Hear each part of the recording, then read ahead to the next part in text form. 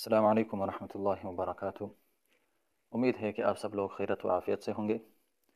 जिस जगह भी हो, जहाँ भी हो, अल्लाह आपको खुश और आबाद रखे। ये जो नक्शा आपके सामने है, आज हम नहव के सीखने के बारे में कुछ गुफ्तगू कर लेंगे कि हम नहव को कैसे सीखें, उसके अंदर कैसे मलका पैदा करें और अरबी इबारत को हम कैसे सही तरीके से पढ़ें। तो आज हम इसके बारे में गुफ्तगू कर लेंगे। दर्स शुरू करने से पहले एक रिक्वेस्ट है आपसे, अगर आपने अभी तक हमारे चैनल को सब्सक्राइब नहीं किया है, हमारे चैनल को सब्सक्राइब करें और वीडियोस को ज़्यादा से ज़्यादा शेयर करें ताकि सब लोग इस अहम बहस से मुस्तफ़ीद हो। तो आइए चलते हैं दर्स की तरफ। नहव के अंदर ये तीन चीज़ें हैं: मसाइल नहव, उसूल नहव और क़वाइद नहव। इसकी मिसाल बिआइनिही मसाइल फ़िक़्ह यानी फ़िक़्ह की तरह है। जैसे मसाइल फ़िक़्ह, उसूल फ़िक़्ह, क़वाइद फ़िक़्ह।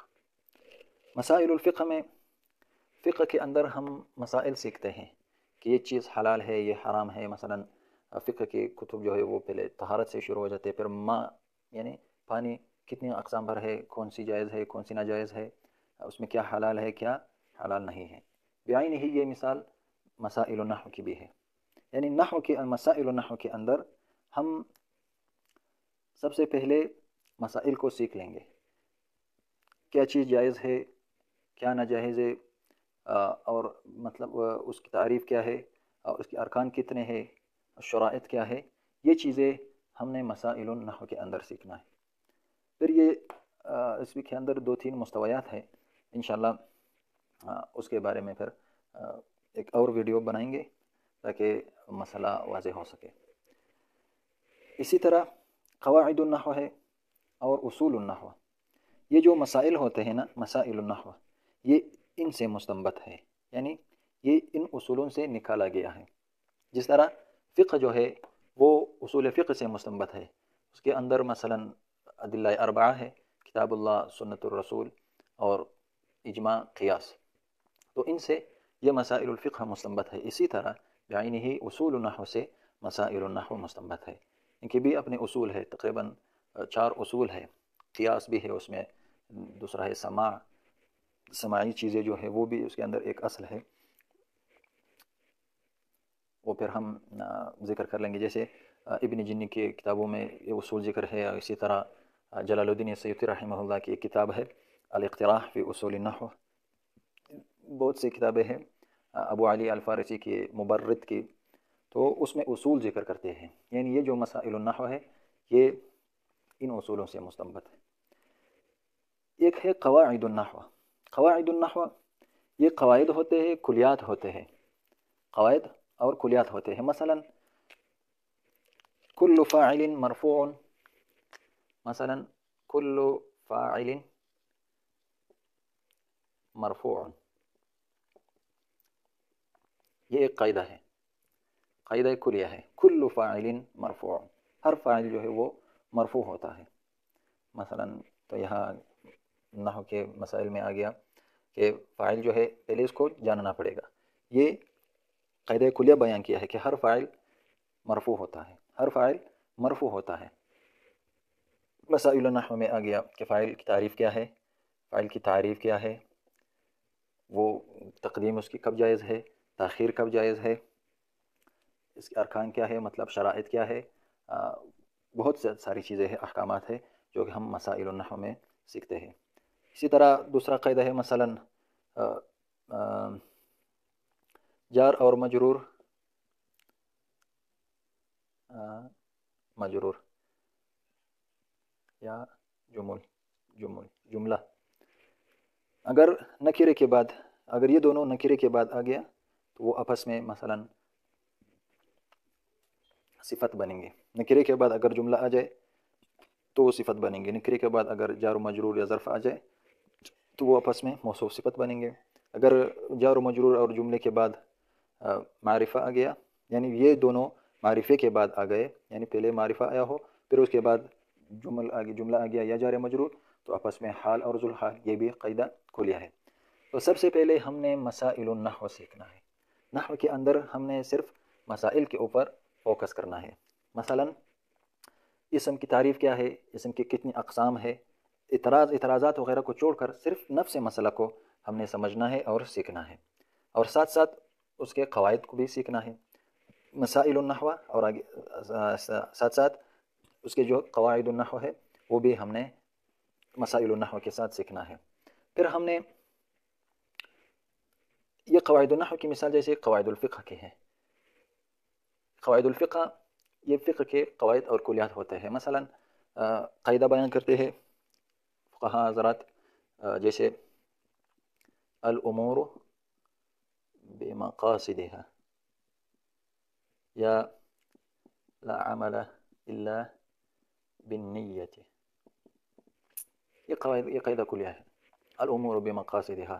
بہت سے کتابیں ہیں جیسے علامہ ابن نجیم کے ہے ایک الاشباہ والنظائر، اس کے اوپر بہت سے اچھے شروحات ہیں، شرح الحموی وغیرہ. تو قواعد کی جیسے قواعد الفقہ ہوتے ہیں فقہ کے لیے، تو قواعد النحو بھی نحو کے لیے یعنی مسائل النحو کے قواعد ہوتے ہیں. تو سب سے پہلے ہم نے مسائل النحو پر فوکس کرنا ہے، یعنی نفس مسئلہ کو سمجھنا ہے کہ مثلا اسم کی کتنی اقسام ہے، اسم کی تعریف کیا ہے، ارکان کیا ہے، شرائط کیا ہے. اعتراضات سے قطع نظر ہم نے اعتراضات کی طرف نہیں جانا ہے. ہم نے یعنی اعتراضات کی طرف یعنی فلسفے کی طرف پہلے نہیں جانا ہے. صرف اور صرف ہم نے پہلے مسائل النحو سیکھنا. فاعل کسے کہتے ہیں، کہاں فاعل کی تقدیم جائز ہے، کہاں فاعل کی تاخیر جائز ہے. اسی طرح مفعول بھی کسے کہتے ہیں، حال کسے کہتے ہیں، حال جب نکرہ ہو تو کیا آئے گا، حال جب معرفہ ہو تو کیا آئے گا. یہ ہم نے پہلے مرحلے میں سیکھنا ہے صرف. ساتھ ساتھ اس کے بعد ہم نے اس کو جاری کرنا ہے، جس کو ہم اجرا کہتے ہیں. جاری کرنا ہے، عملی طور پر مشق کرنا ہے. جب تک ہم اس کو عملی طور پر نہیں لائیں گے تو ہم ملکہ کو نحو کے اندر حاصل نہیں کر سکتے ہیں. جیسے مثلا اجرا کیسے کرنا ہے، پہلے ایک بات یہ یاد رکھ لیں کہ مسائل النحو کے اندر 2-3 مستویات ہیں. کس کتاب کو کس کے بعد ہم نے پڑھنا ہے، کس کتاب کو کس سے پہلے ہم نے پڑھنا ہے، فلان کتاب میں ہم نے کیا کیا سیکھنا ہے. یہ انشاءاللہ اس کے اندر اس کے اوپر الگ ویڈیو بناؤں گا تاکہ پورا کا پورا مسئلہ جو ہے وہ واضح ہو جائے. اجرا ہم نے کیسے کرنا ہے، مثلا ہم نے لکھا الکلمۃ لفظ وضع لمعنى مفردا مفرد مفرد. ہم نے مسائل النحو میں مثلا اسم کی تعریف کی ہے، اسم کی اقسام کو بیان کیا ہے، اس میں متمکن ہے، اس میں غیر متمکن ہے، معرب ہے، مبنی ہے.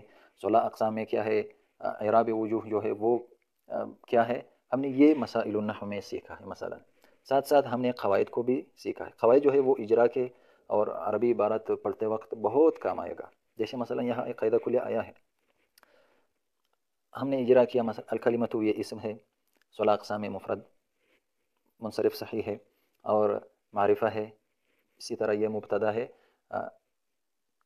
ابتدا اس میں عامل معنوی ہے، عامل جو ہے وہ ابتدا ہے، اس میں عامل جو ہے وہ ابتدا ہے، معمول ہے، یہ معرب ہے.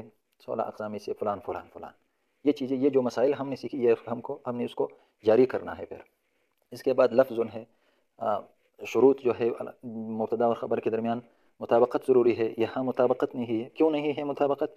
کیونکہ ہم نے اس کو شروط کے ساتھ پڑھا ہے کہ مطابقت تب ضروری ہے جب اس میں 3 شرطوں میں سے 3 شرائط موجود ہو. ان میں سے ایک شرط یہ ہے کہ جب خبر مشتقات میں سے ہو تو پھر مبتدا اور خبر کے درمیان مطابقت ضروری ہے.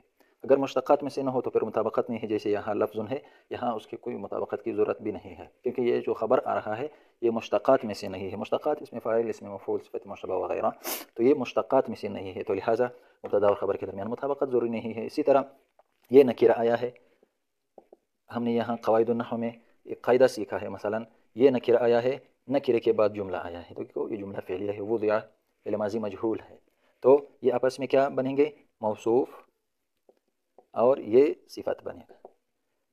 موصوف صفت کا ترجمہ کیسے کرنا ہے، تو الکلمۃ کلمہ، لفظ لفظ، ایسا لفظ. موصوف صفت کے ترجمہ ایسا کے ساتھ ہم نے کرنا ہے. تو اسی طرح ہم نے اپنی جو نحو مسائل النحو سیکھے ہیں، مسائل سیکھے ہیں، اور ساتھ ساتھ جو قواعد سیکھے ہیں، یہ ہم نے 1 مہینہ صرف یہ جاری کر رہے. محنت کے ساتھ پھر ترکیب کرے. ترکیب میں پھر زنجری ترکیب بھی ہوتا ہے، انشاءاللہ میں وہ آپ کو سمجھا دوں گا، اور بغیر زنجری بھی. تو لہٰذا آپ کا جو وہ ذہن کے اندر جو مسائل آپ نے سیکھے ہیں وہ آپ نے بالفعل عملی طور پر خارج میں لانا ہے، سیکھنا ہے، جاری کرنا ہے، عملی طور پر پریکٹس اور مشق کرنا ہے، تاکہ آپ کا جو مسائل ہے، آپ نے جو مسائل سیکھے ہیں وہ پکے ہو جائے آپ کے ذہن میں، پھر کبھی بھی انشاءاللہ نہیں نکل سکتے. تو اسی طرح یہ قواعد. پھر اس کی میں نے کہا تھا پہلے کہ اس کے اندر مستویات ہے، کون سی کتاب کس کے بعد ہم نے پڑھنا ہے، کیا کیا چیزیں ہم نے اس میں سیکھنا ہے. تو اس کے بعد یہ اصول النحو ہے، ہم نے کیسے اس کو سیکھنا ہے اور ان میں کیا کیا چیزیں ہم نے سیکھنی ہے. تو انشاءاللہ ان پر ایک دوسرا ویڈیو بناؤں گا تاکہ یہ پورا مسئلہ واضح ہو جائے. جزاکم اللہ خیر.